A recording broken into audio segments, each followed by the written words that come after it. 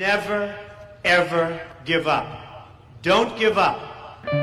Don't allow it to happen. If there's a concrete wall in front of you, go through it, go over it, go around it, but get to the other side of that wall. Is it picking up now? Yeah, it is. Taoreta. DJ Icon. Loaneski. Thank you for the opportunity for a chat. Nah, thank you for having us. And thank you for this location. Beautiful. Yeah, nice Got the little weather for it. location in a secret area. Near a waterfall. Yeah. Yeah, I really enjoyed the event on the 27th of March, the EP launch for the EP, which is called Samurai Nation. And that's the lead track off the EP. Yep, that's correct. I remember that track. Samurai Nation. Yeah, I like it, man. That's it. It's got its place on the project, definitely. Yeah. You know, I don't think it's something that we quite planned.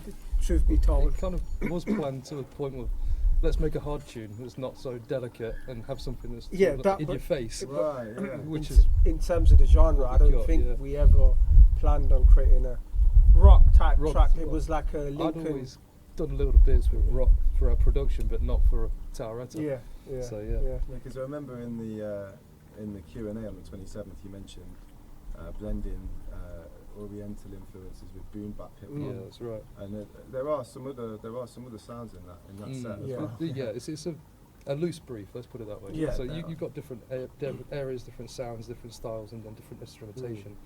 So yeah, there's a lot going on there. I guess it's more of a musical journey, and it definitely shows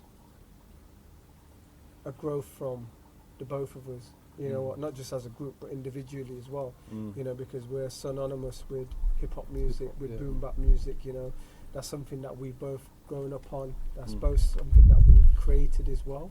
So to come together and just switch it as well, it's kind of nice as well. It shows that we can flex our creative muscles a bit more than we think we can. You know. What I like as well, each track sort of keeps the beauty of the original sample and tries to extend it. So instead of just chopping it up into oblivion, we're actually keeping like sections of music which are then worked into other sections of music. So it's got like a musical quality about the whole thing as well, not just a sampled piece. It retains some of the integrity and the fidelity, is it? Yeah, that's right. But if you play like the original sampled track with what we've done side by side, you really can hear the differences between everything and what we've done. So yeah.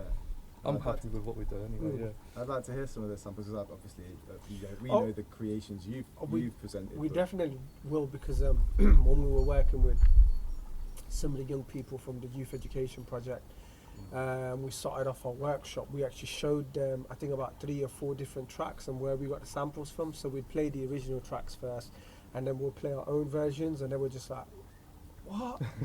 How did you do this? Yeah, it was like, well, I can't tell you, but he can. He does production. I stay away from it. There's a reason why. I get frustrated. I'll end up smashing the PC. I'm not gonna lie. I know that feeling. Like, I don't mind admitting that.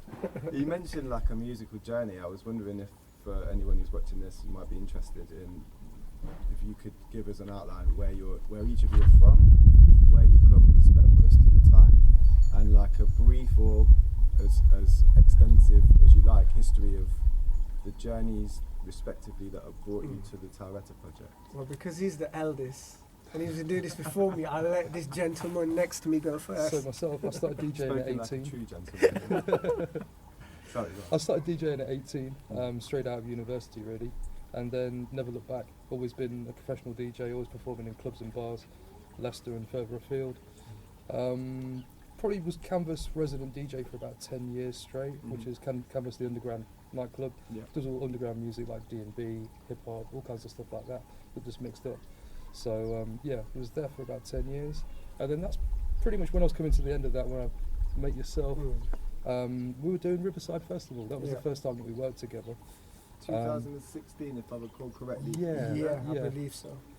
Pretty much, and ever since then we've been working together, and it sort of just drew us closer together, I suppose, through the youth work and stuff like that, because that's when I joined the YEP same year, off the back of meeting him, and sort of like, I'd love to do a bit of this as well, you know. What did you join? The Youth Education Project. Okay, So it's where Loaneski's the lead music tutor. Right, okay. And we've been working ever since, really. So you're involved in youth education projects as well? Yes, Right, not okay. as heavily involved as Loaneski, but I definitely have a hand in there as well. Yeah, So, because definitely. some of the young people who are performing on the 27th were from youth education. Yeah, Yeah. that's right. They're actually performing the pieces that were inspired by our workshop that we actually delivered to them. Yeah. So we actually have a workshop that's about everything that we've done with Taoreta and encompassing our values and stuff like this with music production and lyric writing and stuff like that. And they were the acid test. What you saw on stage, that was the first time that we ran through the actual workshop, and that's the fruits of it, really. Wow, I didn't see. I was going to ask you later on about how the working with the young people related to what's in the EPs and the sort of concept of the project.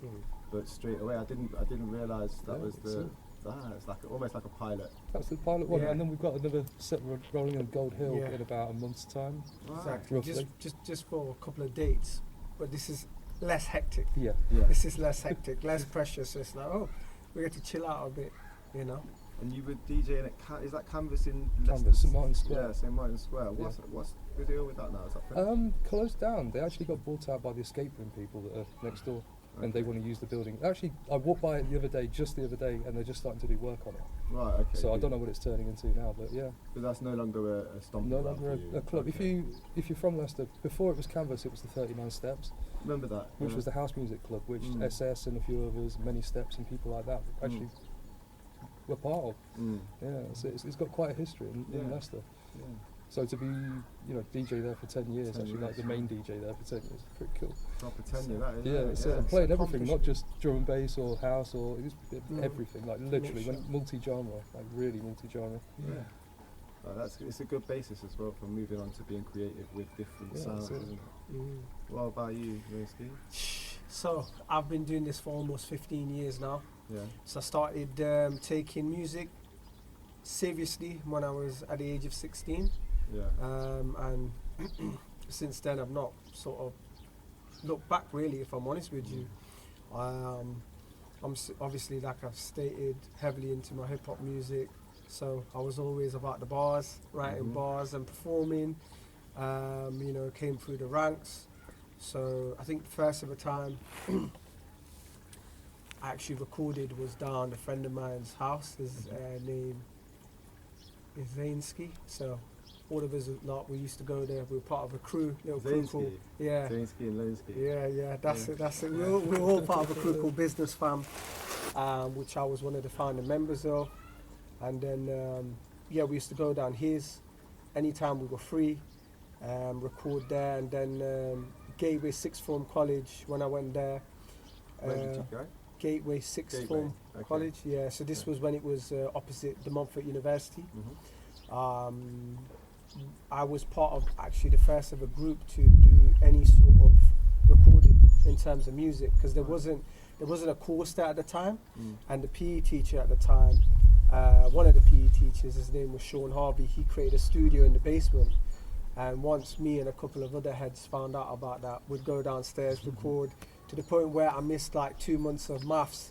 And I remember I was in a session, right? I was in a session, and the maths teacher just came down. It was actually a supply teacher, a cover teacher, sorry, came down, and she was asking Sean, she's like, "Where's Humza?" And like our eyes locked at the same time. And then I looked away very quickly, and I was recording as well. And my heart was pounding like, oh my God.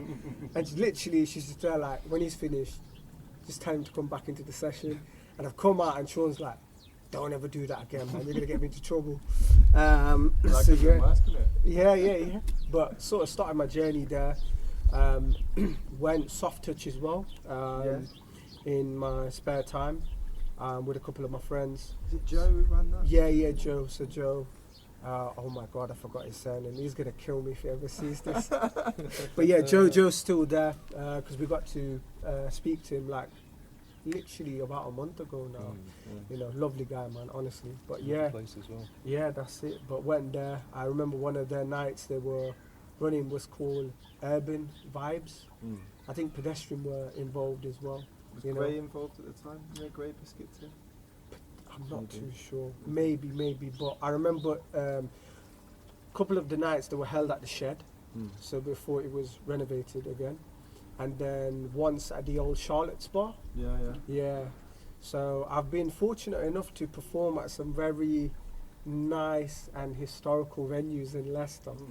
You You know, supported some reasonably well-known. yeah, acts as well, a from what I lot of recall. people from Loaneski to Yeah. Jizza.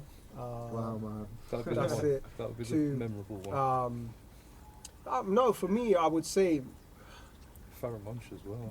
yeah, that is. I think Priest. there's just so many. But for There's a good list. for me, the memorable one Loads. has to be, without being biased, 27th of March. Yeah. Yeah, honestly, only because I think it's because of the fact that we ran this from Start to finish Yeah, by that's it. ourselves. Just two of us. You know, obviously, don't get me wrong. Obviously, don't get me wrong. You know, you had Donna Phillips, who was the host. She chipped in. She's brilliant. Yeah, definitely, man. Shout out to Donna. We had KV33 photography, so cool video. He was doing his thing. You had Mayhull as well. He was doing his thing. Bex as well. So Yeah, the entire White Theatre crew, they helped out too. And then the young people as well. You know, they were professional, well behaved on the day. I say well behaved, but they did their thing. You know, you're young, so obviously you're gonna want to have fun. But yeah, no, they were appropriate. No fires know. were set. No fires were set. No fires were set. Nothing You know what was I mean? stolen. That's Yeah, it. Nothing was launched at anybody in the audience, so it was all good. And the beautiful thing about it as well, it was all family friendly. You know, so they all remembered and memorized the bars. Nobody dropped any F-bombs, S-bombs, whatever you want to call it. So yeah, that's why for me, it's got to be the best one so far. And just because of the fact that 24 hours before that, we were against it, you know. So him and my mom, they were cooking until like 3-4 o'clock in the morning. I had food poisoning, so I was like knocked out cold. These guys were panicking. We're like, how are we going to do it without Lauren? I don't know. I don't know how I bombarded through the entire day, if I'm honest with you. I just like popped a couple of paracetamols and some Lemsip, and it was like, right, okay, cool, just get on with it. Yeah. Do you know what I mean? I'm not sure anyone noticed. I certainly didn't notice. I'm a big critic of myself, so I'm have to like, be, don't you? why? Because I remember halfway towards the end of the performance, I remember I forgot my lines. And I sort of turned around and looked at Simon like, what? Why? No. Like, it's gone entirely perfect, and it's like, why now? But hey, you live and learn, and like I said, you know what? I'm proud of what we accomplished. I'm proud of what the team accomplished, and yourself as well. Do you know what I mean? Yeah, you had a hand in it as well. You I know. enjoyed it. Yeah, that's it. I think if I'm honest with you, everybody enjoyed it. Like there weren't any criticisms on the day. No. And what you say about when something goes wrong, Yeah. that kind of brings me to what I was going to ask you next anyway, Okay. which was on the Q&A session. Yeah. You said, didn't you, Icon, about it's Taoreta means rise of the fallen. Is It that means right? those that have fallen. Those that have fallen. fallen, Beg yeah. your pardon, not rise of the fallen. Okay. Kind of symbolic to mankind. Yeah, that's what I recall you saying. And how would you elaborate on that concept? So in reference to like either particular circumstances you personally experienced, or in a wider context to the behaviour of our species, perhaps, because like you said, it was sort of a Guessing reference. it's to a perfect example, I guess, to use the pandemic, seeing as we're going through it at the minute, and the kind of control that the government has. And really, we as a populace really just go by what they do. So really, we are the fallen ones, because we're looking for a saviour to pick us up out of this, and who do we have? Yeah, I mean, yeah. Just to elaborate, like, I guess music is our savior. You know, apologies for people that are gonna watch this. Kids shouting outside. It's a lovely day. Yeah, Ah, with it. Do you know what I mean? Hopefully that's a joyous sound for most people. I don't know. Yeah, well, we'll see. We'll So see I'm in glad the you comment brought- section. I'm innit? glad you brought that up. And yeah, you covered it now. Thank you. But yeah, no, just elaborating on what Simon was saying. Music is our savior. Do you know what I mean? And yes, even though the term Taoreta comes from the Japanese language and it translates to the word fallen or collapse, for us it means so much more. It means to inspire people, not just to inspire ourselves. It's being able to create whatever the hell you want, and not having to shatter the glass ceiling. You know, it's going beyond that, and it's not just using music, but it's using various art forms. You know, visual arts, audio arts is the acting side of this things, the script writing side of the things, set designing as well, and being able to work with poetry too at the same time. So it's been a lovely experience, Seeing ourselves with the canvases as well, looking the way that we look at everything, because this has taken time to achieve. So yeah, that's it as well. Like both of us, we've grown our hair for, I think, either 2 years or over, coming up to 2 years. Really? Yeah, just to look the part, to fit the part for the visual aesthetics. Feels like we've been on the same journey, even though I didn't see you for a while. We only bumped into each other, 6 months ago? Yeah, I was already doing the same thing. Not the beard though. I just haven't got that coverage. Oh man, this takes a while. This takes like about 5 or 6 months to get here, but I shall be trimming it in a couple of weeks' time, just because. Yeah, my mum's not the biggest fan of me keeping the beard. It's funny, I was chatting with off. a friend earlier, and he was saying about this kind of relates to what we were saying about the Fallen. There was a group of people in America. Louis Theroux, did you ever watch Louis Theroux? Yes. My friend was watching Louis Theroux, and he was saying about the far right but not Nazi. We want a predominantly white America kind of thing. That episode. Okay. And he was saying, my mate said, when you've got that many beards in one place, there's going to be a problem. And I thought that was quite a funny thing to think. So, moving on from that, because we've mentioned the pandemic, and we've mentioned, there are some difficult subjects that relate to what you do and how you present and the concepts you cover. So, on the website on taoreta.co.uk. Yep. Yeah. There's a mention of not being shy of covering topics considered taboo in certain circles. I was wondering, how would you describe your perceptions of the ways these taboos manifest, and how might they relate to the Fallen? So it's the current affairs. I mean, if you look at the state that we're in now, I know a lot of people use social media to express themselves, but I think face-to-face people are scared. Genuinely, again, I'll go on with the whole social media side of things. I think even now people are getting censored as well. If you talk about COVID, for example, or even if you talk about the war in Ukraine, straight away, like Facebook will not shut you down. Fact check you. Yeah, fact check you. They'll have their little, AI system look at certain words, and it flags it. That's it. Then it's like your post is either going to get taken down, or you're going to get banned for a certain period of time, or maybe your profile even being removed. So it's about.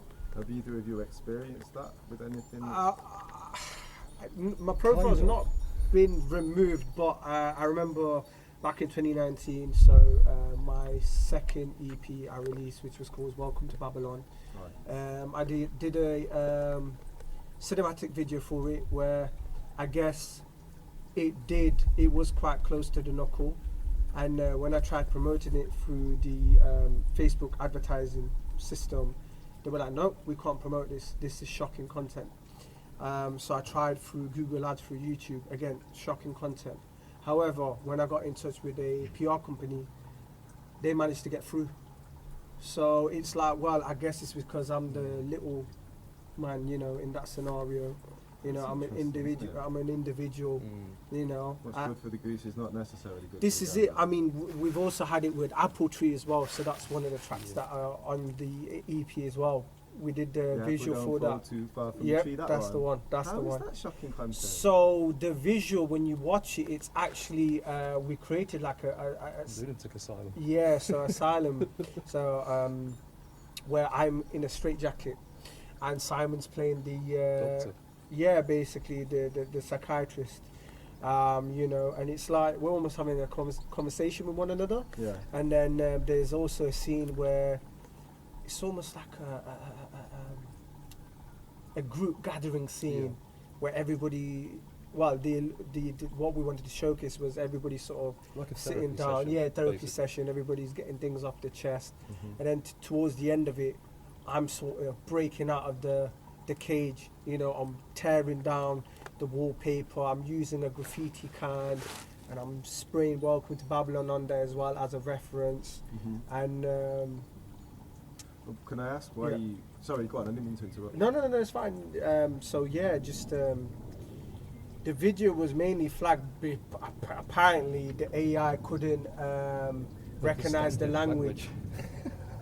It's like I'm not speaking Urdu or Hindi or Arabic or Japanese or Chinese or French. And even Italian or if you whatever. would not recognise that. This is it. It's just like, ooh, okay, cool, that's interesting. I mean, even to the point where political, we tried getting that promoted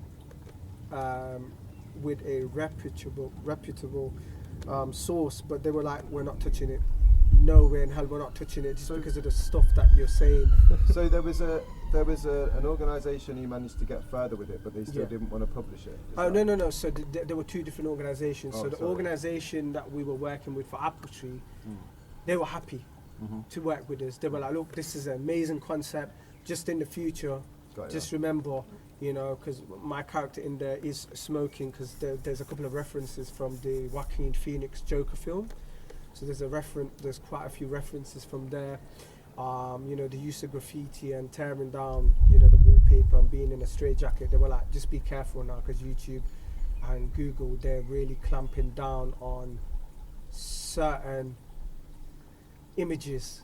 But then it's like, you have some artists that have half-naked women, you know, shaking the booty, throwing cash and whatnot, and that's not flagged. So it's like, this is it. I guess it's tit for tat. But I guess they could turn around and say, well, having people shake their backsides in your visuals and throwing money and having drugs on the table and champagne and bottles of alcohol is now the norm in a music video, especially when it's regarded in regards to hip hop, you know. But if you have somebody that's in a straitjacket, somebody that's talking about current affairs, that's not the norm, you know. But I guess again, it's all down to difference of opinions, you know. So you got to take it with a pinch of salt, and I guess that allows us to think outside of the box even further, because it's a challenge, you know. So okay, as creatives now, we can think of other ideas of how to tackle the situation, whether that is from a musical standpoint or from a visual standpoint as well. One thing that springs to mind right now, just I don't know if you're familiar with Cass is Dead. I would imagine you have heard some of this stuff. Have you ever seen the video for Charlotte? That is one of the most. I mean, it's a metaphor. It's a very clever metaphor. But the thing it's a metaphor for is also, you know, highly illicit. It's an illegal activity. I'm not going to go into too many details, but it's one really gory way of behaving that's a strange and graphic metaphor for a less gory but, you know, highly illegal activity. And I think it's amazing that's out on the internet, and then you're having issues with putting a straitjacket on us. I guess again, I think it's because I think in today's world now, the whole idea of mental health has been milked by quite a lot of businesses. Well, I would say I'd say you've got Jaron Benton with Schizo, which if you've ever seen the video, the visual that goes with it, it's absolutely amazing. But I don't know how that got passed and we got flagged. You see, as an example. Again, I guess it's what you say in your tracks, and the tone in which you say it. I think for some people, you know, our messages can come across quite strong, blunt, straight to the point. Some people might say, "Ooh, I'm threatened." It's not. This is how we're going to put our message across. Like, obviously, if you're talking about something serious, you're not going to force feed people. Yeah, you're not gonna sit down on a happy beat and say, yeah, you know, there's so much poverty in the world, but let's hold hands, we can make it happen. Of course we can make it happen, but it's like, no, sometimes you got to kick down doors. You got to knock on the door. If sometimes you got to shake the nest. Yeah, that's it. You know what I mean? The addict doesn't recover without realising they're an addict. That's it. Yeah. That's it. And we all go through that in life. True. You know, everybody's got some form of addiction. You know, sorry, go on. It's not, you know, just drugs, whether they're legal or illegal, types. Whatever. You know, it could be the food that you consume. You know, it could be driving your car or your motorbike at a certain speed. You know, it could be the way that you dress as well. You know, it could be down to having sex as well. You know, all sorts. Yeah. Have you ever had a gabble mate? I don't know what his exact discipline. He's a I do know he's a medically trained doctor, so he's a physician, but he now deals with people who have dependence issues, usually on hard drugs. But he also, in his book, In the Realm of Hungry Ghosts, he mentions that he has an addiction to buying classical music, and that seems a weird thing when it's put next to these seriously damaging substances. But he recognises that the addiction is the common theme, and the addiction to behaviour is more consistent than addiction being related to any particular activity or substance. It's just addictive in its nature because somebody suffered trauma. Yeah, of course. And that's kind of, you know, when you mentioned Welcome to Babylon. Yes. I feel like that's a really interesting phrase to focus on, because again on the website it says one of the list of taboo subjects, as it were, the last thing in there is spirituality and life from an alternative / conscious perspective. So a lot of people might suggest that Babylon is related to sort of mindless and egregious activity, that they might compare that to, you know, another ideological place. I mean, I know Babylon was like a real city, but they're, you know, Eden as an example, somewhere idyllic, and but that strikes that message you're saying about it's how you see things, it's how you see what's good and bad, and it's your perspective. So that in mind, how do you sort of perceive the concepts of spirituality and consciousness as sort of pertinent to the perspectives that you would consider alternative? See what I mean? I get that. I mean, for me, look, at the end of the day, being conscious doesn't mean that you have to be fully conscious. You see what I'm saying? Like, for example, I know there's a lot of people that are hardcore conscious. So what I mean by that is, you'll get some people that will not just dress consciously, they'll think consciously, eat consciously, you know, and even the music and the things that they take part in has to be related to consciousness. And for them, if they come across individuals that may not be covering all these topics, they're not conscious. Whereas for me, listen, if you dress consciously, you're conscious. You see what I'm saying? You're utilising this is it. Positive things or actions or products or whatever it may be to try and improve your own life for the better or the positive. You know? Is it. You're taking time out to learn a bit about yourself, you know, because often, you know, we live in a society where it's busy. It's busy. You know, half of us don't have time to sleep. Some of us have given up on our dreams. You know, some of us are now have decided to just stick to one type of job because that brings in the money. You know, it pays the roof above our head. You know, it pays the bills and whatnot, so to speak. But consciousness, I think, at the same time, it's about taking risks as well. You know, and yes, some people will link it to religion. Some people will link it to religion. Others may not necessarily. You know, and I guess that's a topic that is open for discussion. And for us, it's like, at the end of the day, I guess with our backgrounds and our family settings, it's been multicultural. So it's like, listen, we don't care what ethnicity you are.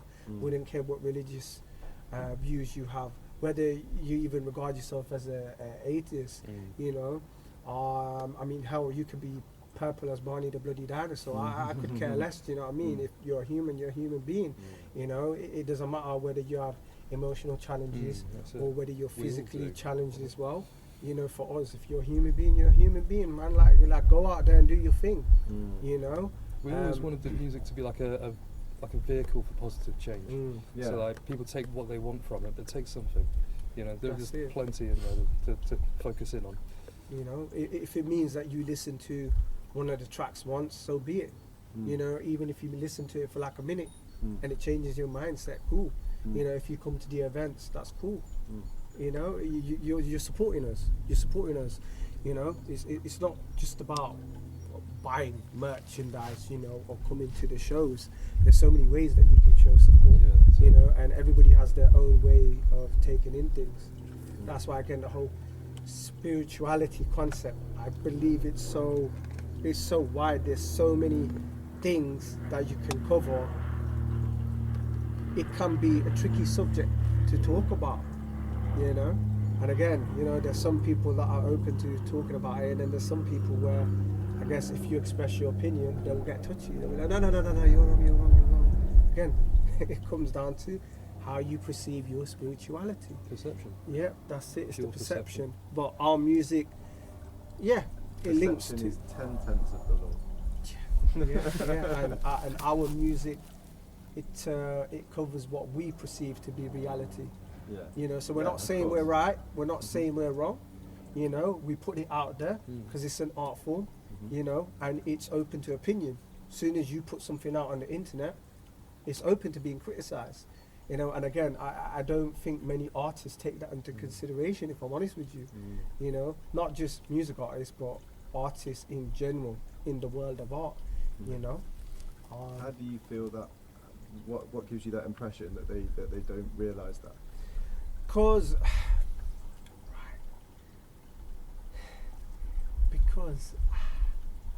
it's in an industry where you will have a group of people that will like it, maybe people from your camp that will like it, and then soon as you get people from outside of your camp, they might turn around and say, oh, we don't like it.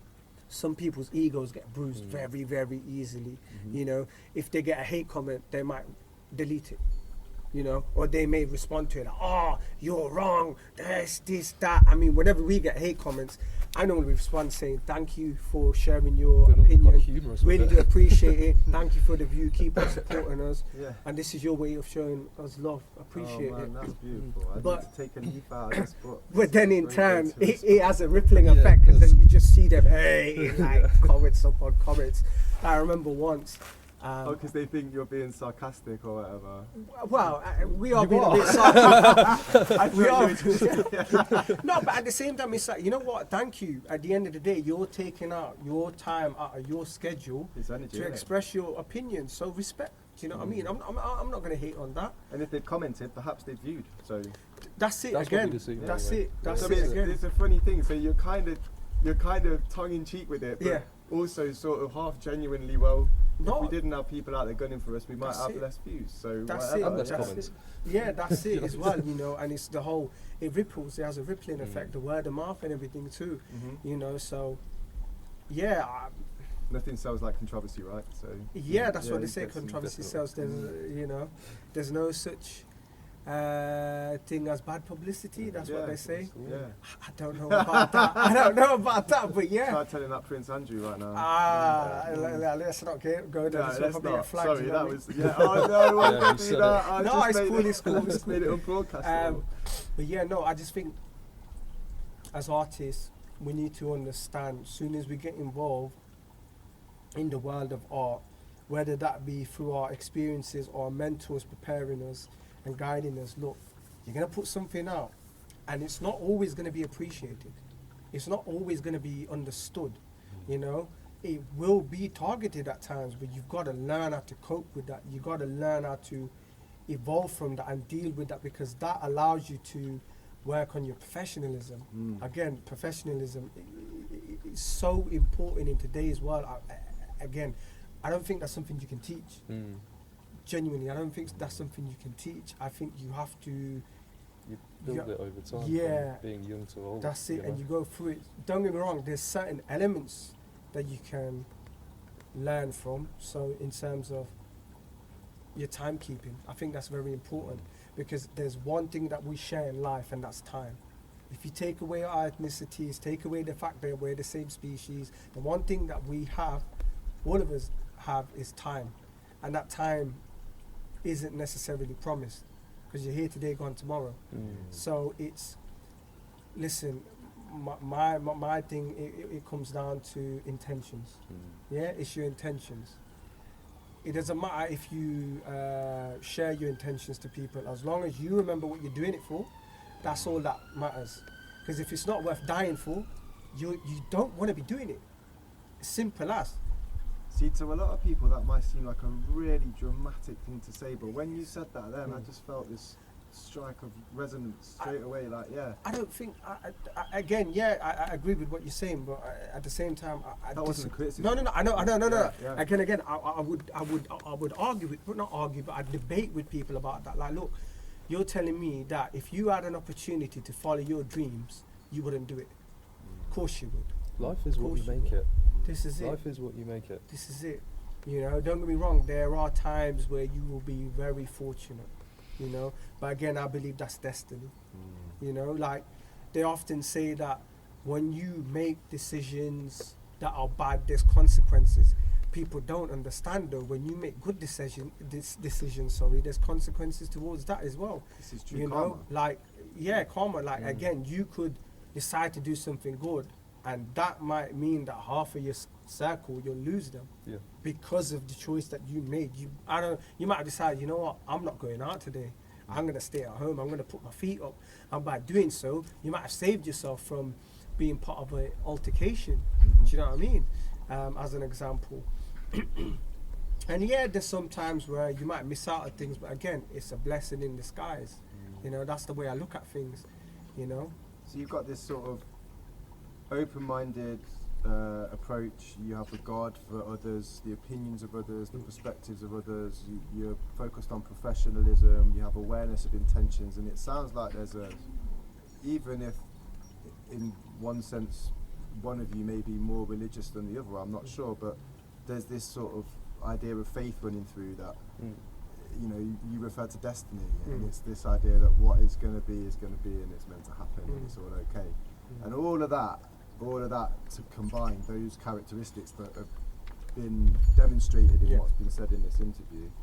How does that, I mean, imagine that you developed that partly as a result of being involved in the youth work, but there would also be that those characteristics are beneficial being in that area of work and would have got you there in the first place. So. Yeah, I mean, I like to say that I was taught by two politicians.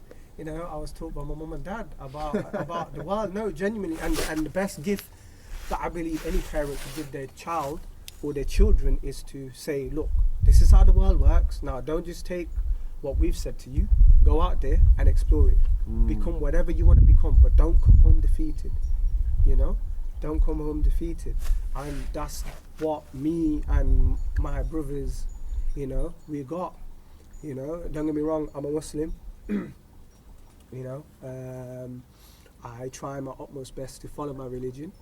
And I've had many discussions with my Muslim friends where they're like, oh, you need to pack music in and da-da-da-da-da. Cool, that's fine. But at the same time, look at where it's got me. Look at what I'm doing. Because I'll tell you right now, if I wasn't doing music, I'd probably be dead in a ditch. I'd be getting up to no good. You know, and a lot of people know me from back in the day. I'm on about from years ago. I've had people coming up to me saying, you know what, respect, you followed your dreams. You know, in fact, one of my friends that came to the launch, Sunit, drove all the way from Norwich, bless him. I've had so many discussions with him to the point where he said, you know what, bro, respect to you. You followed your dreams, man, for real. And I guess there's an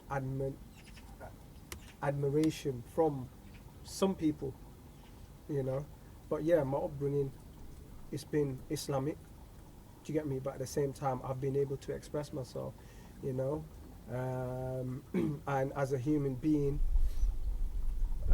I guess the only way to become successful is to help others. You know, so me doing the youth work, I'm helping others. And again, at the same time, I'm covering my Islamic duty as well at the same time, which is helping those that may be less fortunate than I am. You know, it's not just about praying 5 times a day. It's not just about praying the Quran. It's not just about following the sunnats of the Prophet Muhammad, peace be upon him. Do you know what I mean? It's about working on your character at the same time, you know. And the way I look at it is like, you know what? Treat people with respect, you know, be passionate about things, install that passion into people as well. You know, that's just my upbringing. But I know Simon has got an interesting... I'm not religious at all. The strange thing, you mentioned in it before, you touched on the whole destiny thing, okay? And throughout this whole process of working with Hamza, is like a kind of sense of everything is meant to be this way. Every time that we come across a hardship or a problem with a project, we've just literally like just juggled it. And it's So, just yeah, cool. and just It is what rolled, it is. Let's you get know? on with it. Like with the hut, like getting denied the use of the barn pushed us to actually building that structure with the actual set and everything else. Yeah. And we did that ourselves. But Yeah. 2 weeks before that, we were running around every location in Leicestershire That's it. looking for a barn. So that's how it just switches, and this whole thing has this purpose. Adaptability. Even as characters, like his birthday is a few days apart from mine. His mum is born on the same day as my mum. Yeah. Wow. So there's like character-wise, we Yeah, are yeah, pretty yeah. much the same, This is it. like but a few years apart. you know? Yeah. Maybe some What, cosmological significance, rising I stars, think, and mothers having the same birthday. It's just and it stuff seems like to This is it. everything just seems to be alright It in works. the end. You know? It works. It's like, again, like Simon said, every time we come across an obstacle with ease, we've gotten over it. And I guess that's because when we come across these, rather than being at each other's throats and just panicking, we've sat down and be like, right, okay, this has happened, cool. Let's think about what we can do on the day, or let's just go away for a couple of days and then look at the issue again, and see how we can tackle it. That's it. Again, like I've said before, blessing in disguise. Yeah. You know? maintain your composure and you're clear to collaborate, ain't you? Whereas That's if it. you allow things to get to you, it gets in the way of being able to communicate effectively. And it rubs off on people as well. That's the thing as well. I think when things are going wrong and you have calm and collective individuals or people in the middle of the project, whatever it is that you do in life, I think then there's a sense of calmness overall. Don't get me wrong, there is going to be a bit of a panic. You are going to have the what if moments. There's always going to be that little voice at the back of your head like, this ain't working, oh, it's going to fail, it's going to flop. It's about composure, like you said. It's about holding it down, and again, I think that comes through experience. I think that's being put in those various scenarios, that's what builds your character. That's what defines the legacy that you leave behind ultimately. And it relates to the thing you said earlier about professionalism requires time. You might be able to teach some of it, but some of it has to come from experience. Definitely. I mean, you can be organised at home, but it doesn't mean to say that you're going to be organised at work. Do you know what I mean? You got to bring a different set of skills when it comes to work, whichever industry that you're in, as an example.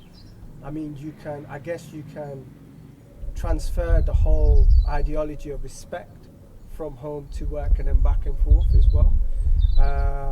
But again, there's different ways of respect, there's different ways of appreciation, there's different ways of talking to people. Respect is an interesting word, because there are some who would suggest that respect only becomes necessary once love is no longer a factor. No. There are some people who would say that respect is a necessary part of love, but there are some people who would say that respect can be only gained through intimidation and fear. And it's a really interesting. Respect is such an interesting concept, because to some people respect means people will do what you say. Yeah. To some people respect means it's more about giving other people room to express themselves. And I'm interested to pick up on that word and what it would mean to each of you, really. I guess when I think of the word respect, and when it comes to Hamza, I respect his work ethic. Yeah. I can pass him a beat and in like half hour he'd be calling me back with a verse and a hook, That's literally how it works. He's just so quick, So yeah, I respect the work ethic and everything else. Yeah, definitely. For me, I'd have to say respect defines a lot of things. So it's being able to sit down with somebody and listening to their journey, listening to their story, I have a lot of respect for people that can open up, because it's not an easy job. It's not an easy job to sit down in front of somebody that you've only met maybe for a week, or you've known for even 6 months, and telling them your life story and what you've gone through. Respect for me is not just being workaholics, but I often say this, it's like everybody in the world is talented, but the reason why some people make it and some people don't, it comes to the work ethic, it comes to the amount of hours that they put in, it comes to the sacrifices that you put in.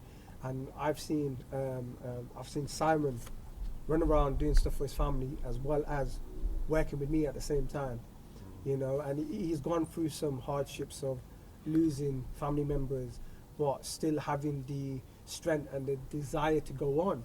And a lot of the time, the grieving process, it can take years. Some people don't even get over it. Do you know what I'm saying? I kind of use my grieving process as a kind of creative process. Yeah. So like, There's a lot in Thank that. you. Yeah. Respect. Go on, continue. but yeah, I kind of use it to fuel my creativity. So like, music's about how you feel at the time of you making it, and that's what defines what you're doing. So yeah, if you look at the second half of the actual EP, the actual not Rise of the Fallen, but Shadows and Dust. That was all made during the grieving process, I suppose. Like, well, probably about half of it anyway. And so you've got a lot of tunes on there that are kind of melancholic in a sense as well. So yeah, it does reflect through work. Definitely. Destiny was calling you. Exactly. Yeah. Exactly. Yeah. Feel that, man. Just to elaborate on that, so originally, the double EP wasn't going to be called Samurai Nation. Right. In the beginning, the first EP was going to be called Rise of the Fallen, and the second was going to be called Shadows and Dust. And then we're just like, you know what, let's just put it together, the debut double EP, because it's rare. I don't think it's ever been done. I don't think it might have been done. I'm sure there's There's been a feeling double the whole yin projects. and yang thing. Yeah. To me anyway. It's just Oh, is that? Go on. Yeah. What do you mean? It's two separate projects, completely Yeah. two separate identities, two separate feels. And when you Um, say yin and yang, do you feel like there's a sort of an interrelatedness, like a symbiosis, like one covers what the other doesn't, or vice versa, or is it I more guess the- kind of it's more like there's a growth from one to the other, in Right. terms of like personal growth and in terms of us working together and the professionalism of the whole thing, and where we were taking it. And I guess Rise of the Fallen, we found our feet doing that towards the end of the project, like the actual Taoreta mould. And then when it comes to the second project, we hit hard with that basically. it. So Yeah. I mean, okay, yeah. gotcha. even with the whole samurai visual concept, that wasn't really created up until I think sort of the midway end point of the first project. Genuinely, you know, just had this crazy idea, was rewatching an anime for the second time called Samurai Champloo. Funny, Yeah. I just had that on my mind. It just flashed across. Go on, yeah, go Yeah, on. Samurai Champloo. And it was at the time where we were literally planning to release Ballad of a Warrior, but then the first lockdown occurred. So we were like, how can we promote the track, you know, because we can't create a video at the minute, you know, we can't shoot a video, sorry, but how can we promote the track further? And I decided, you know what, I was going to set myself a challenge. I was going to download all the 26 episodes. I sat there for almost a week, anywhere between 9 to 12 hours. Started at 3 p.m., finished at 3 in the morning, every day. And then in terms of getting the project rendered, I think it took us 10 hours because it's such a... the whole weekend. Yeah, well, basically the whole weekend, because it's such an ancient laptop that I had at the time and he had at the time as well. And we was on the phone actually for 5 hours to one another, trying to get this piece edited. But what, how, you know, the whole samurai concept came was that when I was editing it, I had the realization that was, hold on a second, I can find a reference to each one of the lyrics, each one of the bars in the tracks from the episodes. And it was like, it was a bit of a freaky and scary moment, because it was like the first time I'd watched the series was 2015, 2016. Originally the series had been released in 2004, I believe, and then to revisit it back in 2019, and for us to have come up with the production and the lyrics in 2018, it's like, wow. So the whole again, coming back to the whole destiny concept, it's working, it's linking towards one another. Sometimes, even though it looks like we're just like two dogs chasing our own tails, it's like, no, it's linked, like it's meant to happen, sort of a thing. The cycles interconnect. That's it. You ever heard Sadhguru? Sadhguru. Sadhguru is I don't know. I mean, he's a spiritualist commentator, I suppose. Okay. Does he do like a lot of like short videos and that like on? He will do of him chatting with people, yeah. I might have. And I was watching one of his the other day, and he was saying everything is cycles, and that's what you find if you allow the cycles to go around and try not to resist them, right? Then they, like you keep saying, they bring you back round to wherever you needed to be, even if it wasn't necessarily where you anticipated being at that point. Exactly. Yeah. I mean, the whole samurai concept. Yeah, it's like I said, I had the idea, called him up, I was like, listen, I've got a crazy idea, if you don't like me, tell me to do one. If you don't like it, sorry, tell me to do one. How would you like it? And how comfortable would you be if we shot a video where we're telling a story between a sensei and an ex-pupil? Yeah, and it's just fighting back and forth with dialogue. We'll style up the characters and everything. Yeah, I'm down. And literally doing the first, so Ballad of the Warrior, that's the first samurai short film. That's also one of the singles from the EP. That choreography, as we were rehearsing, I was making it up on the spot. Genuinely. Wow. On the spot. And then we sat down with Born Ready Films, so Zubair Sat-Wilco, very good friend of mine from secondary school, known him for years. Sat down with him, we pitched the idea, and he was like, yo, I'm down. Obviously he made some significant changes, some important changes, so such as making us have a look at our footwork, you know, sometimes even the way our characters were dressed, sometimes even the delivery. But in terms of the shots, that was all him, you know, and he was like, listen, it's a good idea, but go home, write a script. And I was like, what, script? And he was like, yeah, write a script. I remember going home that day, I fell asleep at about 6:30. I woke up at 9, started the script at maybe about 9 p.m. or maybe 9:30. Didn't finish it till 4:30 in the morning. Wow. Sent it to him and Zubair. I was like, right, here's the script for the first video. Have a look at it. Let me know if there's any changes needed. Don't make any changes. I'll do it myself. Once you've ready, delete it off your systems. And I fell asleep for half an hour. Alarm went off at 5 o'clock. Boom, I'm at work. That's it. That's the life of a creative, you know, non-stop. And then from there, yeah, the universe, if you like, samurai universe. That's where it expanded.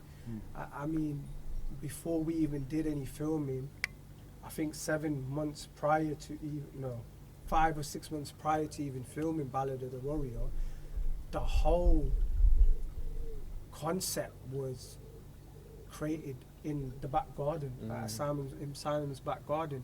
You know, we had the whole pitch for the 5 short sort of videos, films, if you like, music videos, if you want to call them that. You know, they're one big piece though in our eyes. But yeah, we thought of it there and then, you know, and then it was just about getting the right people on board to play the characters, you know. And what was beautiful about it was each character that's been showcased so far, individuals, they resonate with the individuals that are playing them. Right. It's so crazy. It's like, hey, here, have a look at that. What do you think? Do you think this works with you? Yeah, this works with me. You know, and one of the things that we like doing is when we work with people, it's not just do whatever we tell you to do. Yeah, it's like, right, add a bit of yourself into it. That's what makes it special. Yeah. You know, that's authenticity. That's it. Yeah. That's it. And I guess that's what we got from every individual involved. Everybody involved, down to helping us with scouting the locations, creating some of the sets as well. It's been successful because everybody took this as their own little project. You know, again, if you had asked us individually 10 years ago, like, would you consider doing short films, short scripts, dressing up, doing cosplay? We'd probably tell you to jog on, if I'm honest with you. I would have said yes, but it would have been very tongue-in-cheek. I would have said no, like, I'd have been like, what are you smoking? You know what I mean? So there were lots of people involved in the project, and there would therefore have been loads of influences. So you've mentioned Samurai Champloo. I recall that, if this is correct, from the Q&A, you mentioned that one of your predominant musical influences was Nas. Yeah. You said he was your favourite rapper, right? Yeah, favourite rapper, definitely. So my top 5 being Nas, Tupac, The Game, Kalashnikov and Crazy Titch. So 2 UK influences and 3 Very US specific, influences. yeah. Yeah. Again, I can mention loads of people, you know, but in terms of individual artists and personalities, it would be them. And then in terms of group collectives, it'd be Public Enemy for me. Really, You know, good call, again, a man. lot of people look at me Good like, yeah, you're call. only 30. How do you know about Public Enemy? Listen, I was listening to music one day when I got into music at the age of 16, 17. I stumbled across Public Enemy. I mean, you talk about being conscious. How That's conscious was how ahead of its time was their I mean, perspective? like I've even got The power. one of Yeah, their, I man. think, autobiographies upstairs. I don't remember what it's called, but I remember when Public Enemy came together first, one of the things that Chuck D said was he was there to destroy music. And that's such a Chuck D thing. And even the whole, I don't rhyme for the sake of riddling, and that resonates with me. Because quite often, a lot of people that have heard my catalogue, that have kept an eye on my career, they've often said, you're not a traditionalist, you're not a traditional rapper. You're somewhere in between rap and spoken word poetry. And how you pull it off, it's amazing. But at the same time, I'm like, hey, listen, don't ask me, I don't know how to pull it off. Just do what you do, right? Yeah, It just I do what comes I through do. you, isn't That's it? it. And you know, I shock myself sometimes. But your inspiration. I'd say like I've always like from group wise, Jedi Mind Tricks. Oh, So wow, Stu yeah. is my favourite producer, Vince Paz? and Vinny Yeah, Paz, yeah, who's yeah, like Vinny one of my Paz, top yeah. 5 rappers. That's Um, what's that horrendous song he does about? End of Days. Is it End of Days? Something about napalm. I remember that much. Anyway, yeah, no, I feel you on that. It's very Yeah. good stuff. Yeah, very Awesome. very strong. Awesome dude, yeah. But also delicate at the same time. If you look at some of the more personal stuff that he's released, he's actually like really, really good and goes across the board, not just like gangster rap and hardcore stuff, but he does like conscious music as well and stuff that's like close to the heart.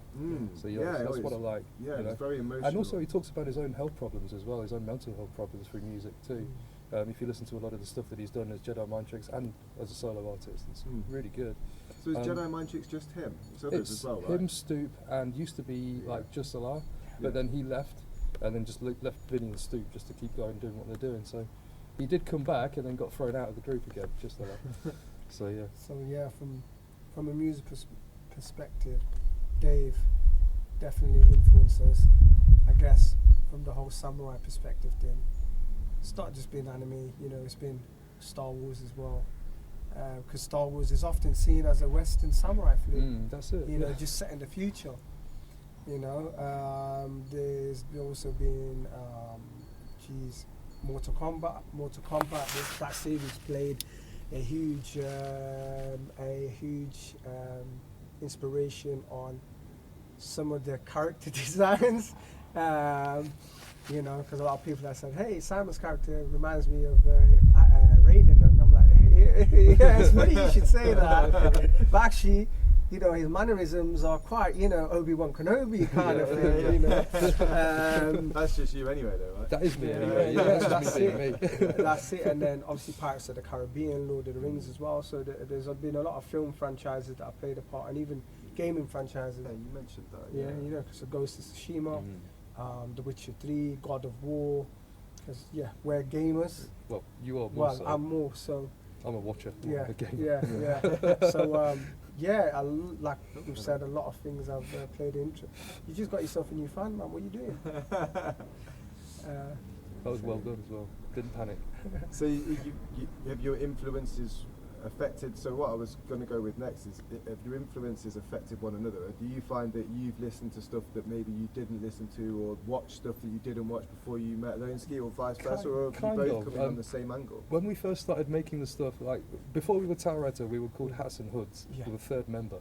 Okay, and during that period, he gave me an entire catalogue of music to listen to and take samples from. It's like, this is the stuff that I like. Take samples from this, and I listened to the whole lot. I downloaded the whole lot as well because he gave me a list and didn't actually give me the files. It was a mixture. I remember it was a mixture of jazz, soul. There was a bit of Everything in there. rock in there, reggae in there. Everything in there. It was just when we were Hats and Hoods, we were deciding, you know, our sound, our image, and when the third member could not commit, and we still talk to him. Yeah. still Okay. chill. He was actually at the event. Shout out JP, aka Josh. You know, respect him always. You know, when he decided, sorry, that he did not want to be part of the group no longer, we sort of sat down, and within 48 hours, the plan changed. It was like, right, you know what? Why are we just aiming for UK and US sounds?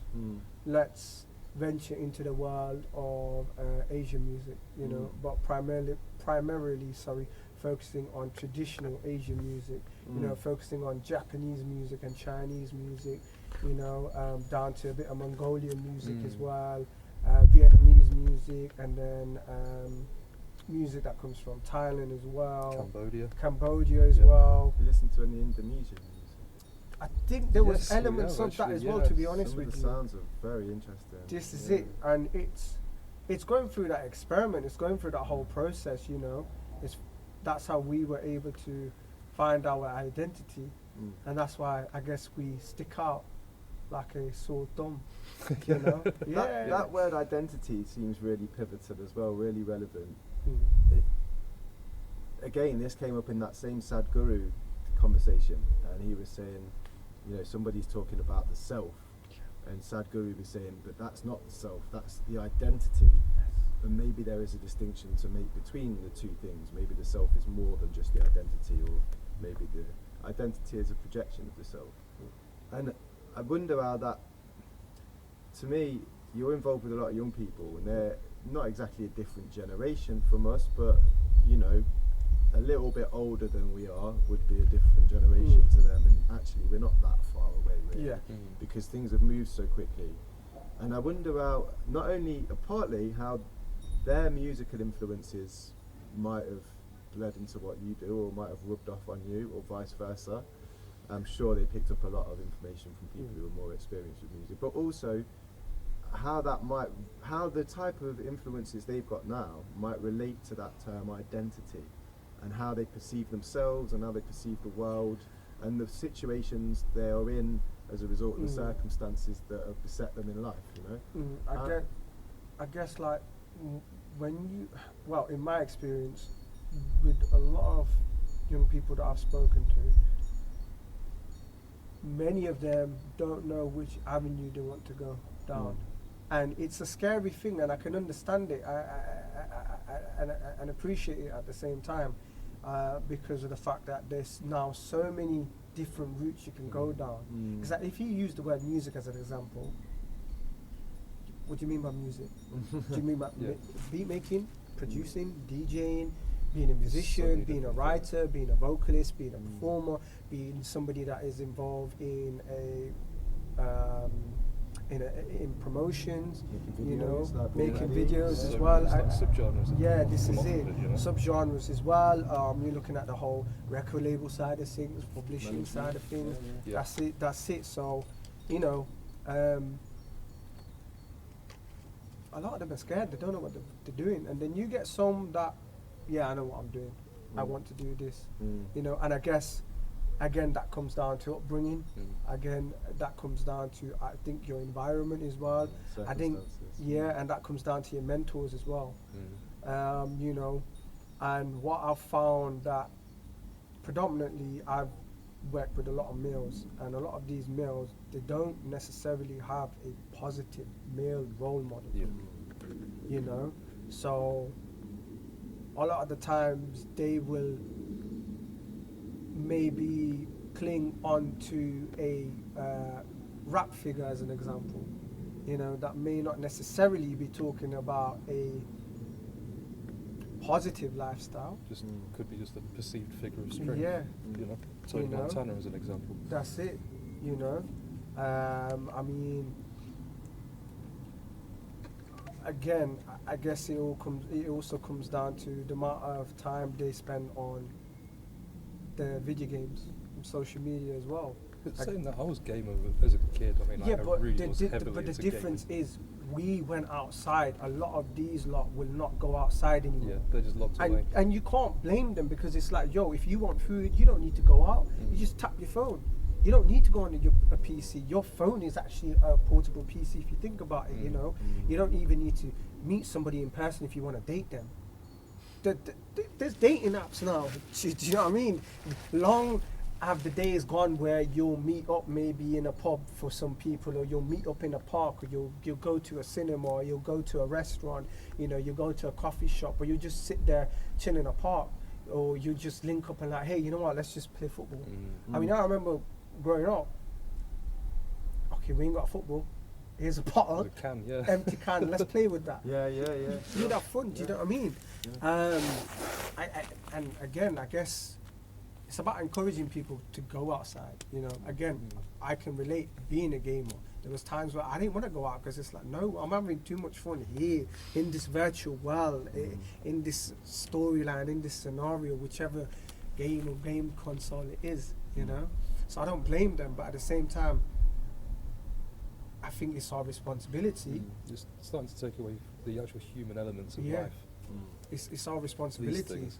Yeah, it's our Yeah. responsibility to say, look, put your phone down from time to time. Go outside, talk to people. from Like time you, to time. like, keep watching. Yeah. But yeah, it's also like getting them, even them to try speaking to you face to face. Sometimes they lack maybe even the experience and the confidence. Yeah. You know, they point to reference. this is it. Whereas if you give them a mobile phone or a laptop and you say, hey, have a conversation with me through that, easy. They'll be fine, yeah. But again, there's downsides to that as well. There are some young people that don't know how to use technology. You know, so for example, they may not know how to send an email. Some of them may not know how to create a folder on the PC. Yeah, they can use a smartphone, This but, is it. but desktop is a different. This is it. platform, so- And some of them may be so used to takeaway food, Yeah. they don't know how to boil a kettle. Wow. They don't know how to maybe make a piece of toast. Genuinely, you know, I've met some young people that I said, look, we don't know how to use an oven. We don't know how to use a microwave. And some of them, they're ashamed. And I look at that like, you don't need to be ashamed. That's not your fault always.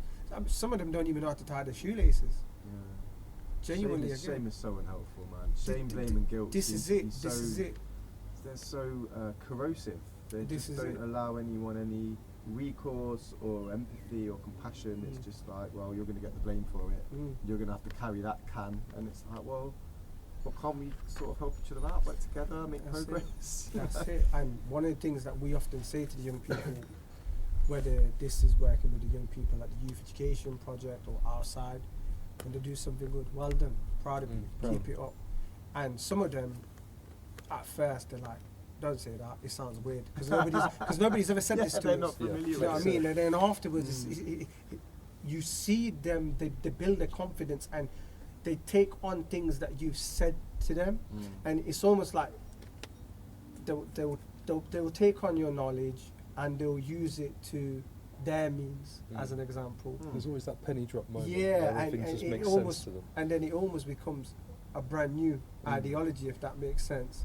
It becomes a new technique, you know, it becomes a new experience. And generally, they feed off it, it works. But unfortunately, sometimes you get some that will slip through your hands and it doesn't work out for whatever reason, you know, and they have to go on a different walk. But then that walk at times it helps them, and then again sometimes unfortunately it doesn't, you know. So it's about, when it comes down to youth work, I've always thought of it as helping as many generations as possible. You know, I mean, right now I find it quite scary whenever I go to a youth meeting, as an example. I've been in a lot of instances where all the youth workers, they're in the 30s or above. There's nobody that's in their like 20s, as an example. And I find that scary. It's like, yo, That's the is thing, the there gap keeps gonna getting be a bigger. youth sector in the next 10, 15 years time? You know, because it looks like it's going to be those that are in their 40s, those that are in their mid-30s that are going to be still doing the running around and, you know, looking after communities and stuff. And I'd like to think one of the changes that we could make is when it comes to the voting system in this country, if you're 16, you should be allowed to vote. Because if you can get that in Scotland, why can't you get it here in England? Mm-hmm. You know, and I know we're jumping around topics and whatnot. Well, this is interesting stuff. But though, like, you know. one of the things, even though, let's say, look, Jeremy Corbyn didn't win the election, from it, what I took out was, and what a lot of people took from it was, a lot of young people went and actually voted. Mm. And that's a positive. And I think we need to keep on letting young people, telling young people that, look, you are as important as somebody that may be in their 30s, 40s, 50s, 60s. You are the future. You're going to be running this country when we're gone, you know, or when we decide to leave. I like the young people that did vote and stuff like this. They actually voted for the person that was making out as much noise about change and changing the system and changing the things that we're going through, which was Corbyn. You know, the amount of support that he actually gained from young people was quite phenomenal. It was kind of promising for a minute there, wasn't it? And you know, people chose to focus on him wearing his. People didn't want to be taken back to the jumpers 1970s, but where are we right now with prices hiking, fuel prices going up, energy costs going up? Where are we? We're 1970s again. Well, sorry. I'm going to be honest with you, even though I voted for him, right, there was times where I'm watching his interviews and I'm thinking, yo, you don't sound confident. You don't sound confident. I guess that was his character, though. This is the thing. That was that isn't meek, timid man that's just trying to make a change. I guess you can say that, but sometimes it's like, doesn't even believe his own words, you know what I mean? So it's like, ooh, I'm making a risk actually, but you know what? Yeah, better than the Conservatives, I'm sorry. But I seem to think, it seems to me that those who speak with conviction often do so from a perspective of ignorance. They've got conviction because they are so unaware of the bigger picture, or they're so unwilling to broaden their perspective. That's interesting. I, at the same time, believe that it's not from a place of ignorance. I think it's from. I didn't mean. Oh no, I'm just saying as an example. Yeah. Like, I believe that it may not be from an area of ignorance or abusing your authority. I think what it can also comes down to is that no nonsense character. You know, not taking things anyway, not taking crap anymore, as an example. I think somebody that's going to stick by the guns, as they would say. You know, you often get some people that will say things, but they don't follow through with it. It's a good idea, don't get me wrong, or it sounds brave, you know, round of applause, but then they don't go through with it. Taking Corbyn as an example, he seems like he stands by what he says, to the point that he was ousted from his own party because he refused to back down and go, oh, all right, I was all wrong, it was all me, it was you guys were in the right kind of. That's how I perceived it. I mean, I don't put my nose into politics, party politics all that much. That's another thing. If you're a human, you are involved in politics. Politics means making decisions as a group, right? Yeah. So it's the political system that is entrenched in all these historical authorities and overarching overseers, that kind of, you know, the people who established the landed gentry. They've never really been questioned since. And Corbyn, maybe he didn't come across as having as much conviction as Boris Johnson, but now we look at what Boris Johnson is saying and we find that his conviction was so fraudulent. I don't think that he had any conviction either, if I'm honest with you. No? He didn't come across as somebody that was like, yeah, I'm in charge, you can't mess with me. He's always been that lovable clown character, hasn't he? Genuinely. Barney the dinosaur. I'm gonna have to call you on the lovable bit. Well, you say that because you look at him, you're like, like I even to the point where I think that other countries around the world they laugh at us. I think so. They're like, wow. I know the Italians do anyway. Yeah. You got him in charge? Wow. Yeah. You know. Yeah. Obviously, don't get me wrong. Playing devil's advocate and diplomacy at the same time. Everybody's got their own ways of leadership. Everybody's got their own ways of dealing and handling things. But I don't know, man. I sit here and we're all sitting here and we're saying, oh, Jeremy Corbyn. But would it have been any different? Well, I mean, Would it- this is would- another thing when we're talking about, you know, traditionally we might have, you know, vote, everybody get up and vote, right? Like we've had this idea repeated to us throughout our 3 or 4 decades, and those who might have only experienced the last decade or two, they might not, that message might not resonate with them quite as well, especially when they hear the Conservatives now talking about the legacy that Labour left them, and then Labour saying, well, yeah, but that's from the legacy that Thatcher left us, and everyone's just paying past the buck. And you've got people like Russell Brand saying, why would I vote for any of these? That's a ridiculous idea. We need to set something new up.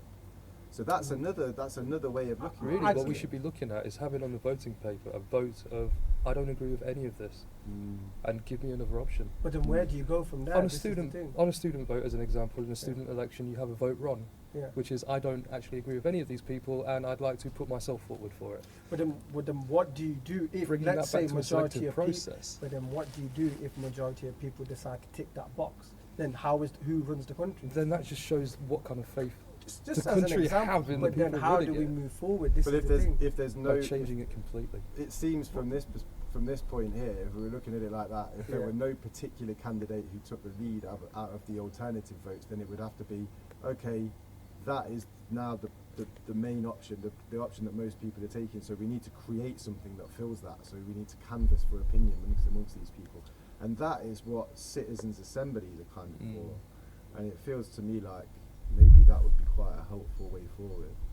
But I feel like we've delved into a rabbit hole of We need to stimulate party politics at grassroots Yeah, level we and have. bring it up from there. This is Yeah. it. It's So true. bearing in mind what you're involved in, making the music with people who are disaffected by the way society is developed, although it might be particularly their own circumstances, those circumstances might not have arisen were it not for the way the construct and the system works.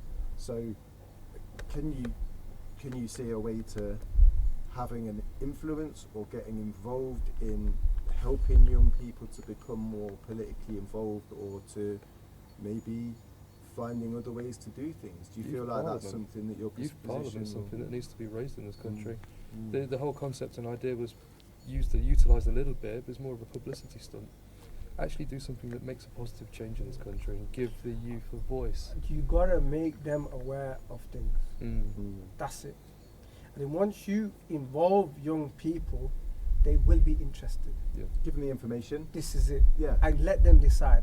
And what we find a lot of the times is they're interested. They want to make a change. They want to be involved. Just don't know how to express themselves. This is it. And if you give them avenues, you teach them, you teach them what you've learned.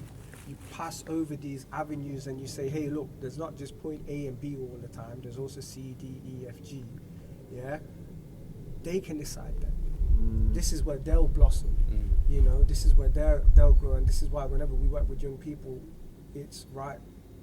It's your thing. You go do it. I mean, when we did the project with them, we gave them an option of either shooting a documentary or performing in front of a live audience, as well as creating an in-house compilation. And they all said, look, we want to perform in front of a live audience. And we said, all right, cool. And for the brave option, like that's true it. samurai. That's it. I don't think they quite realise what it is. No. A lot of them, they were like, oh yeah, we can do this. We perform here and there. Like, some of them were like giving it the big one. And there were some that were like, you know what, this is the first time we're going to be in front of a live audience. This is the first time we're doing something like this. And what I said to them was, right, I'm not going to make this easy. I'm going to put you in pressurized situations. I'll put you in positions where you'll hate me. I'm not here to be loved. Straight up, I'm not here to be anybody's friend. You know, and that rubbed off in a positive way. You know, it rubbed off in a positive Sound way. like my dad. But Love you, Dad. that rubbed off in a positive way. You know, I guess it's because again, they saw that right. Here's two people that are not messing around. Everything that comes out of their mouth, they genuinely mean it. Conviction. This is it. Not even, I don't know, not even conviction. I think it's, Authenticity, perhaps. that's real it. with it. Yeah, Just being real with you it. can tell when somebody's being, like if you speak to somebody, you can sense it after a while, right? You're chatting. Real recognise real. Yeah. Definitely. Real yeah, I suppose so. I don't know, even that. Oh, is that too surface? No, I just think No. real recognize real is one of those terminologies that it gets thrown about quite a lot. Definitely. Feeling Do you know what I myself. mean? Yeah. Feeling myself, that's a different story. That's a different story. Start taking shots.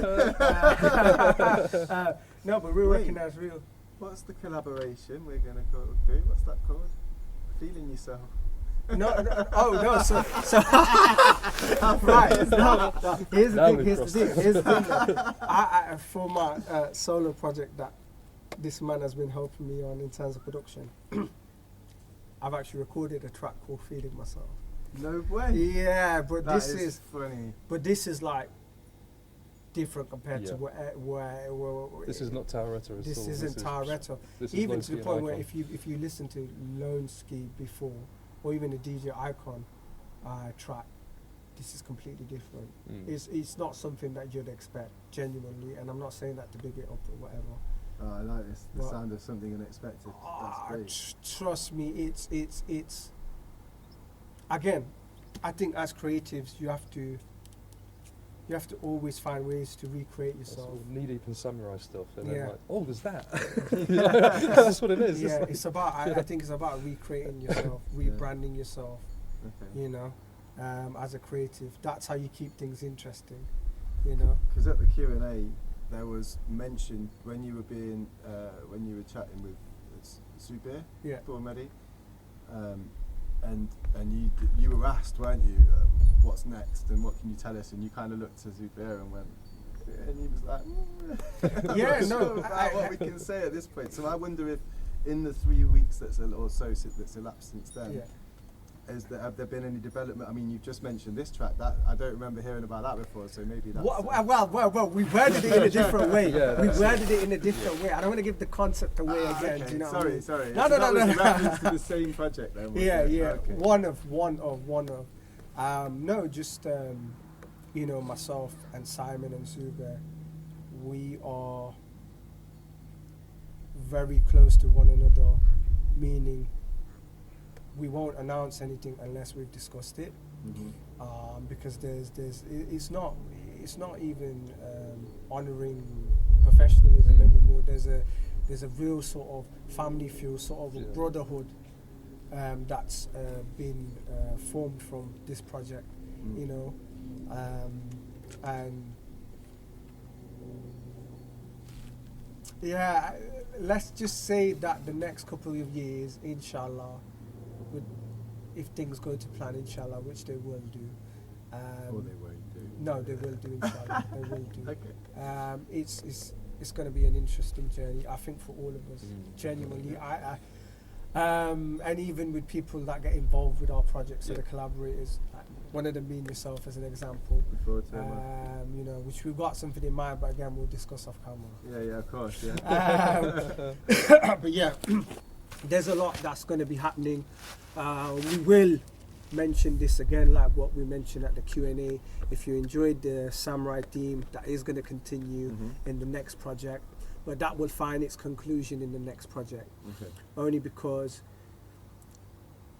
the formula that I've got in my head and the formula that we're following, heating, don't worry, the boiler. I was going to pretend it was something really crazy. Spaceship taking off. We'll edit that boiler comment out.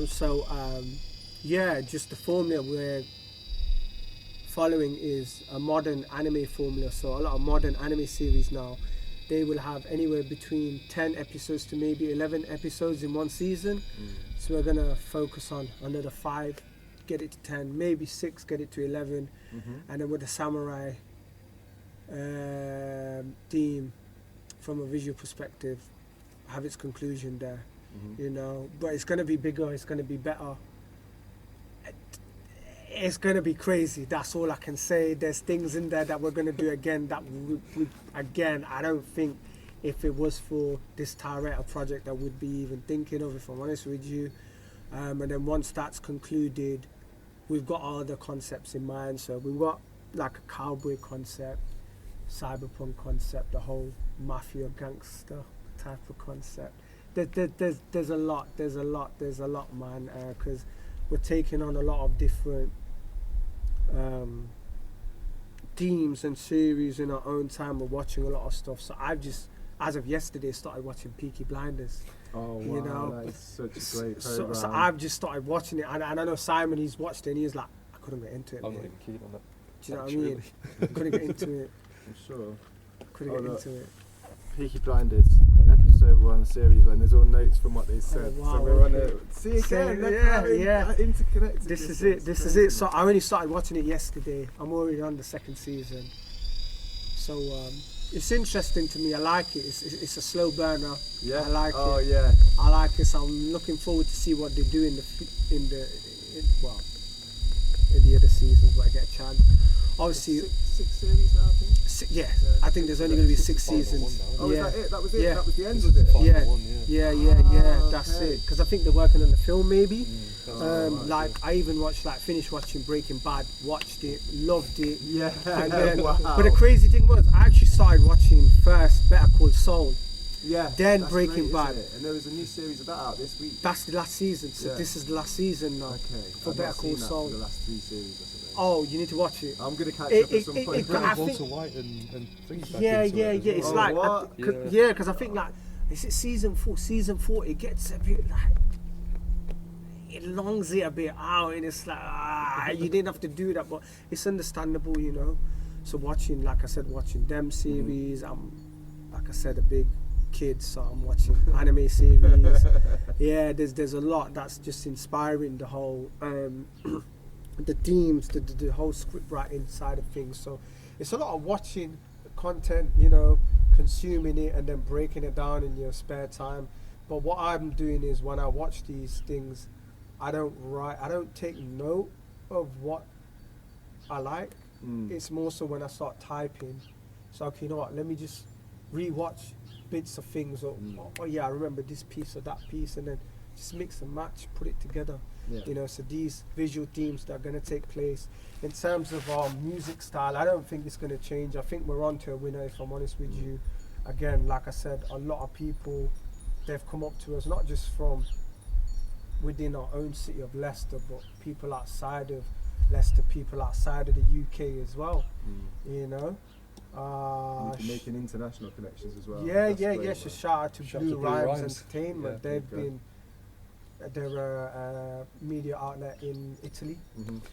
They've been very big fans of ours. I think to the point where we're their favourite duo. Yeah, You know, we're on and their board. yeah, they recently I think broke into 100,000 Reads. reads Yeah, in Oh, the wow, articles. brilliant. Yeah, so and being part of that is it's It's a amazing. blessing, yeah. Yeah, it's a blessing in Check disguise. statistics. Yeah, You know that's that it. reference? Yeah. I mean, yeah, we can talk about statistics, but that's not one thing we want to focus on. But Well, yeah. no, it's just numbers, but it is also a marker of progress, isn't it? It's, Yeah, you know, that's it. If 100,000 people have read their articles, then there's a good chance that a lot of them will Yeah, have read it's- about it's- Taoreta. That was, and- yeah. it's the mouth. Ooh, it's the Are we milestone. keeping you up, mate? No, we're just busy. We've got a lot of stuff to do. No, tell me about it. But it's the milestones as well. Yeah. So before those next projects come out, while the Blue Rhymes are still writing about Yeah. what you're currently doing, and while we're recording, discussions, are there any forthcoming shows? Can you just remind us the release dates for what's about to be released? So sorry, I just have to respond to a text because That's we've got okay, another man. meeting. Literally Yeah, started. are we holding you No, up? no, no, Because no, we no, are no, no. drawing to a close No, now, it's yeah. fine. We can carry on. It's just another individual that's going to be meeting up with us. We will introduce. No, you've met, but You've we'll probably met him, reintroduce yeah. you to him again. Okay. We've got another meeting with him. Right. So in terms of gigs, we're not going to give anything away. Okay. With gigs, I've never liked announcing any gigs pre-hand. How do you get It's- anyone to turn up? Oh, we've got a lot of fans, man. We've got a lot of fans. Trust me, we've got a lot of supporters. It's because we meet our fans face to face. Yeah. You know, we make time to speak to people. That's what it is. It's not the whole diva antics, superstar mode. Oh, we're on stage. We're not gonna mingle with the likes of you. We're here. You're down there, sitting down or standing up. No. We'll take time out to talk to people. Mhm. You know.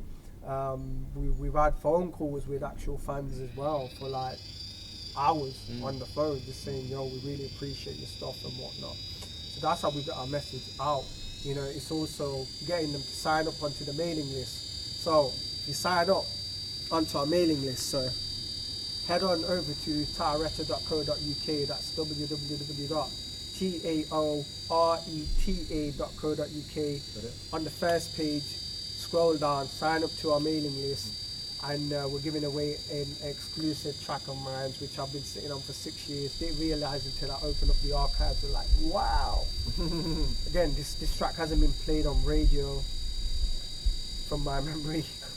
No, I've not actually. It's been played at, I've played it at festivals, and whenever I've played it at festivals, it's gone off. People have liked it, but that's just as a thank you for supporting us. That's the way that people can keep up to date with the things that we're doing as well.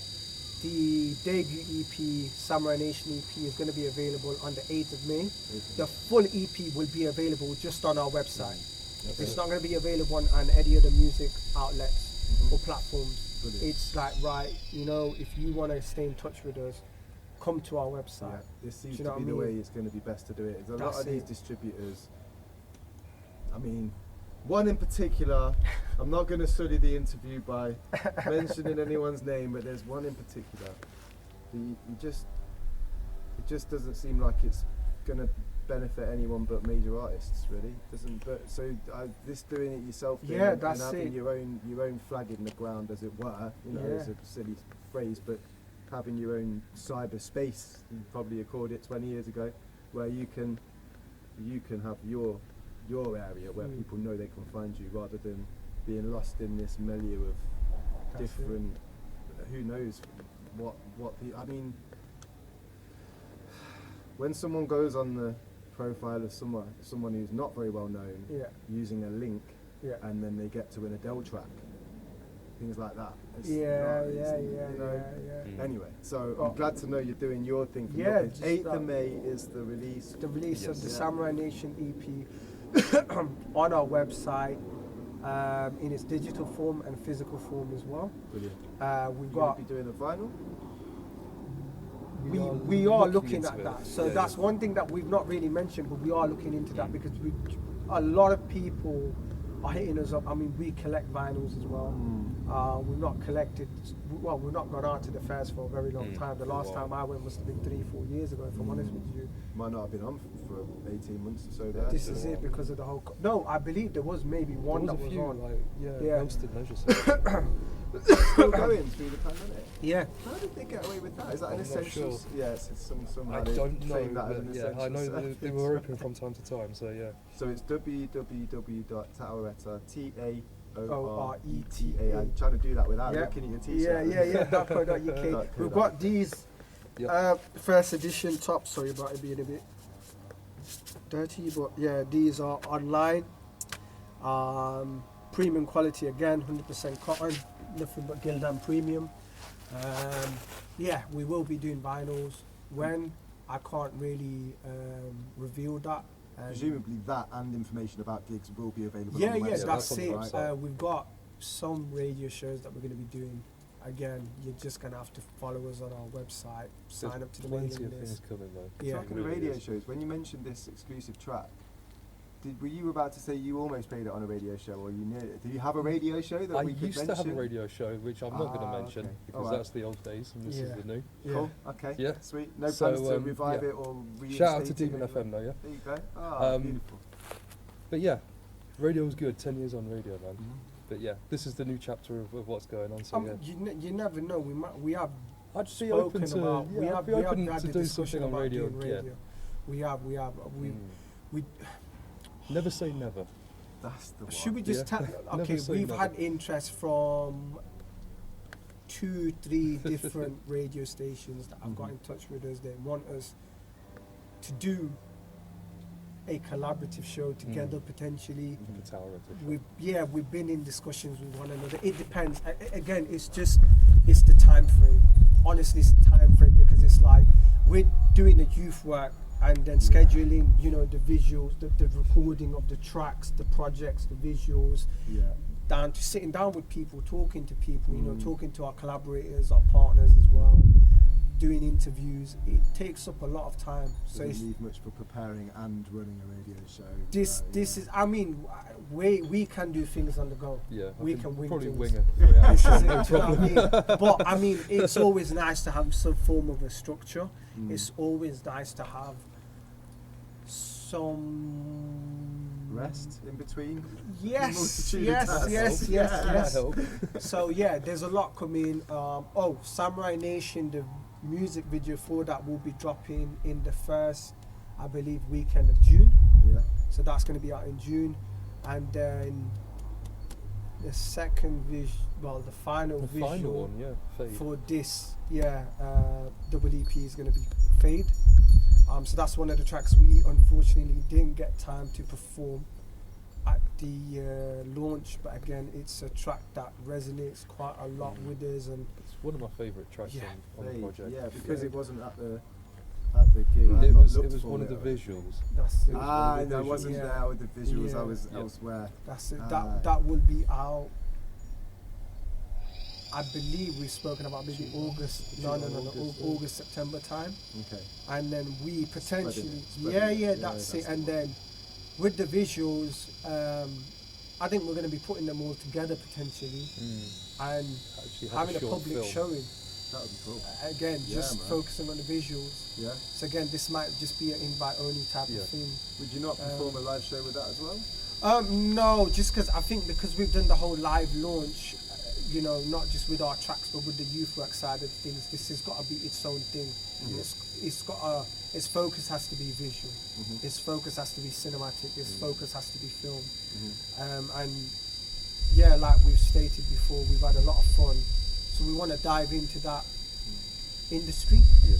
and see what we can get from that as well. See how we can inspire people from that as well.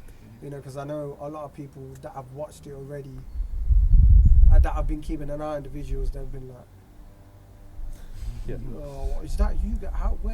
Where's this film? This is filmed in Leicester? Yeah. How did you make this look like it wasn't filmed in Leicester?" Got to build your own shed, mate. Yeah. Which you'll probably get to see a clip of, I suppose. Yeah, possibly. If I get permission. Yeah. Go for it. As long as it's a secret location. Yeah, of course. Everybody knows that location. It could have been anywhere. Yeah. I think that's probably a really good place to leave it, man. It's Yeah. been such a pleasure speaking with both of you. Thank you No, so and much. thank you man. for having us Respect. again, man. Respect. I look forward to Appreciate it man. happening Yeah. again in the future Yeah, when man. there's more to talk about. Oh, definitely, man. Like I said, we're not going anywhere for a very long time. We're going to be here for the next 10, 15 years. And maybe you're even going beyond. that way, right? That way. That All way. the way up. That's it. Respect, man. Nice, man. That was beautiful.